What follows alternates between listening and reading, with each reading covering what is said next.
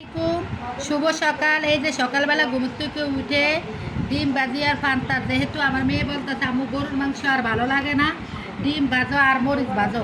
এই যে আমরা মরিচ ভাজা দিয়া ডিম ভাজা দিয়া আজকে ভাত খাবো।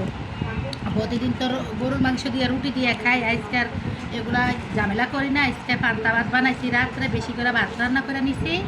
এখন আমরা এগুলা দিয়ে খাবো আজকে। আর দুপুরের খাবারটাও আপনাদের সাথে আজকে শেয়ার করবো।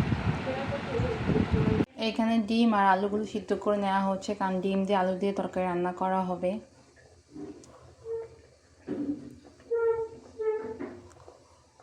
এখন আব্বু বাজার থেকে কি নিয়ে আসছে সেটা আপনাদের সাথে শেয়ার করতেছি। এখানে আছে হুইল পাউডার, তারপরে সাবান, চিনি, আবার কিছু কাঁচা বাজার নিয়ে এসেছে। এখানে আছে ধনেপাতা আর লেবু, এখানে আছে কচু, তারপরে আলু, কাঁচকলা, ডাল, করলা, আরেক ধরনের মসুর ডাল আছে এখানে।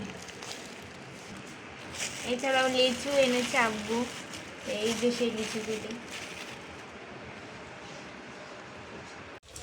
এই যে ডিম দিয়া আলু দিয়া দুপুরে রান্না করব। আর ডিমগুলো ভেজে নিলাম।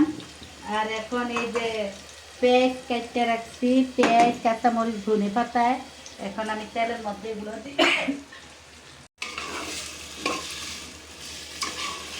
এই যে আলুগুলা কষে নিতে আসছি, আলু এখন কষে নিতে আসি। তারপরে একটু ঝোল দিব,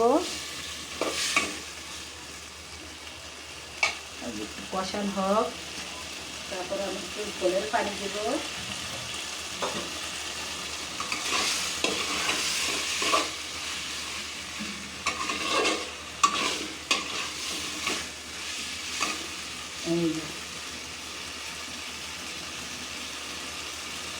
এই যে পানি ছেড়ে দিতে আসছি, ঝোলের পানি।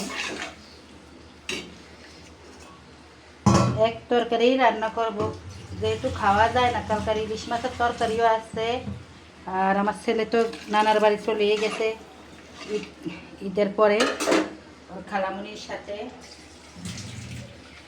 বাচ্চাদের এই আনন্দটাই হচ্ছে আসল আনন্দ। এই যে